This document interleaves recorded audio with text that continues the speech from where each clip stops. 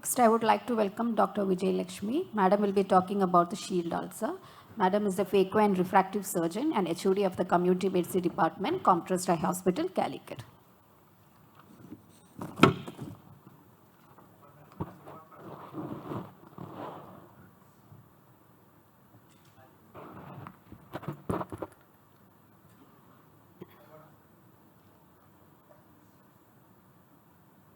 Okay, thank you.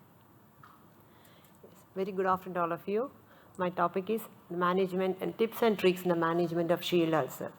So as you know, shield ulcer is a corneal bone considered to the consequence of an unhealthy epithelium, and there is two mechanisms for it. One is a toxin hypothesis and the other is a mechanical rubbing. So it is a shallow ulcer usually seen in the upper part of the cornea if it is due to the mechanical rubbing, and it is usually seen near the visual axis and is present as an epithelial ulcer with elevated margins.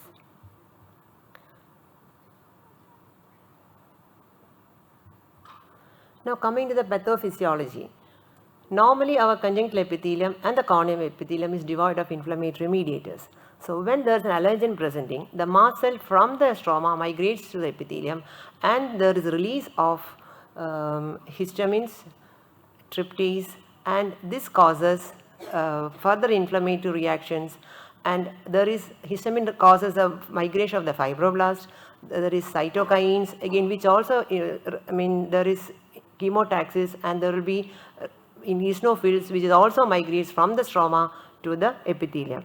I will be playing just video.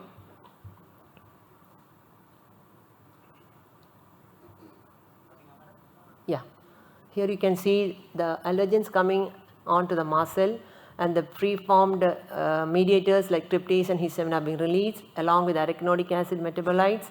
There is cytokine being released, and what causes this? And these eosinophils migrate to the epithelium, and there it releases basic matter protein and cationic proteins also, which releases elastase, and these elastase causes the damage of the epithelium. Now we have an epithelium which is damaged, plus presence of mucin. Mucoid also gets attached to this. The histamine release the fibroblasts, and this fibroblasts release a fibrin, which forms, this fibrin forms a mesh on which the mucoid gets entangled, and that results in the formation of a plaque. And that is a mechanism of shield ulcer formation with various grading. So now what we have to do is we must tackle it from the early thing, and once it has happened, we have to treat that and always see that it doesn't proceed to the next stage also. So that is our intention of the treatment.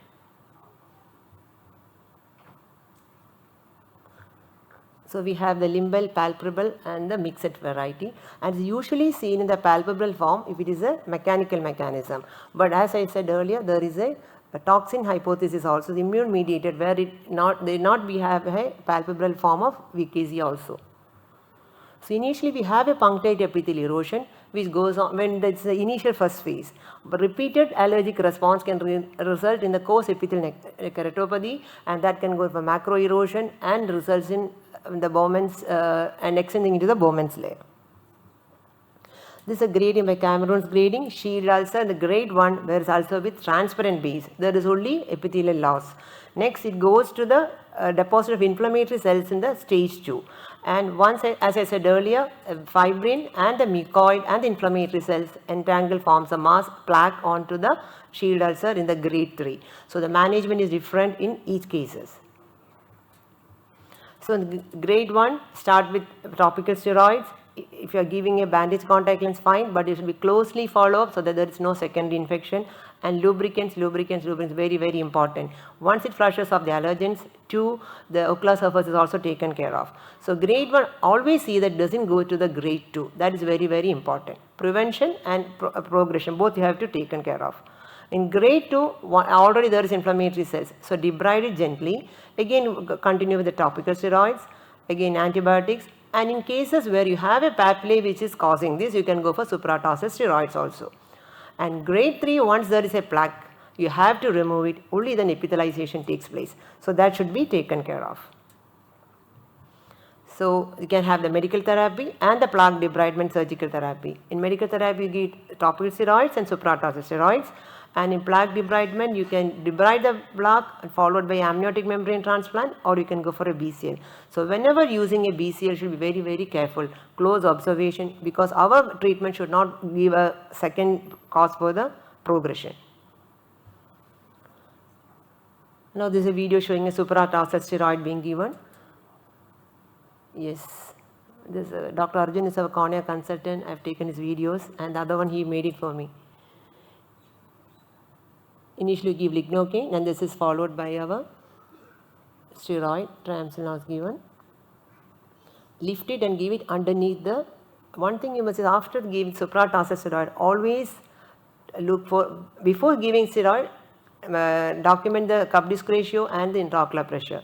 Second, follow up is very, very important.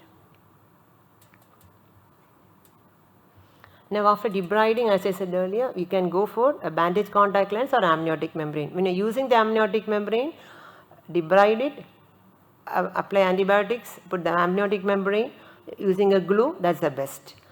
There is a study showing using eczema for PTK for shield ulcer, plaque removal also.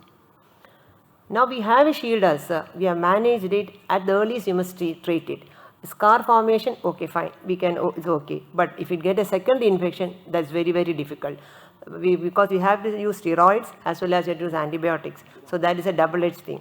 And after healing also, again, chances, usually children, like a decrease in vision can result in severe astigmatism, amblyopia, strabismus. So again, prevention is very, very important and prevent the progression also. This is a case, a young boy who came to us with a shield ulcer.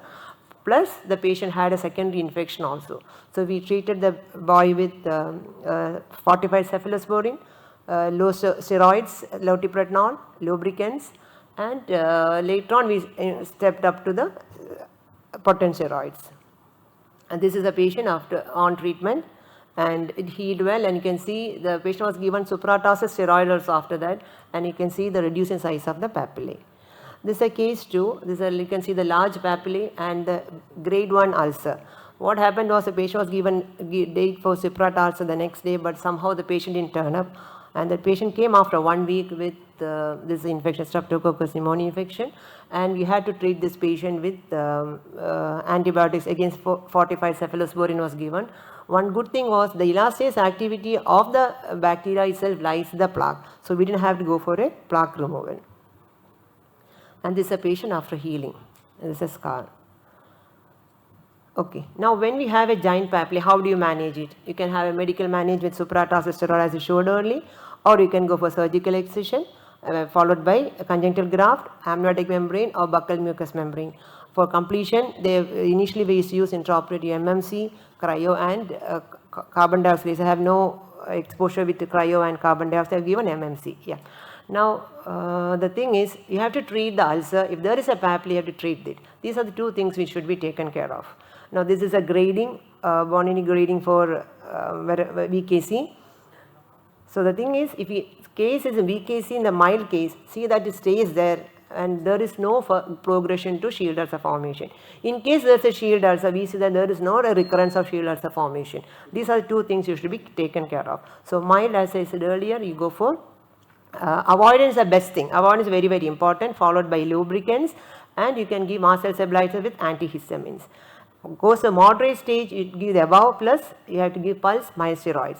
Initially we used to wait for the immunomodulators to be given later, but actually once we have an intermittent episodes, you can go for immunomodulators. That's the best thing. That is cyclosporin and tacrolimus. These are two things we use. And when it goes to stage, shield ulcer stage, as I mentioned, this treatment has to be adopted. Cyclosporin available in these strengths, and as you know, it inhibits the interleukins and inflammation is also reduced. Plus tacrolimus also can be used, but thing is tacrolimus has got a little burning sensation compared to some cyclosporins. Systemic immunosuppressants may be required, it's very rarely. We have a very shield ulcer presenting, we have no history, not on poorly treated. In those cases we might require. the important thing is counseling and avoidance. You must tell the parents, see, this is going to be a long-term thing. It is, you have to take care of it. So you can tell them certain things to be avoided. Like suppose a child, they're going in a two-wheeler, tell them not to put the child in the front, to use goggles, cover helmet, all these things to be used. Change the bed sheets. Dust mites are very much notorious for it. And after playing, once they come home, ask them to give it a good shower. And usually I have noticed this, these children have thick lashes and really crowded lashes. So ask them to clean the lashes with the buds or something, which is very, very important. And and cleaning of eyelash and cold compresses, which we can advise. So avoidance is the best. Thank you.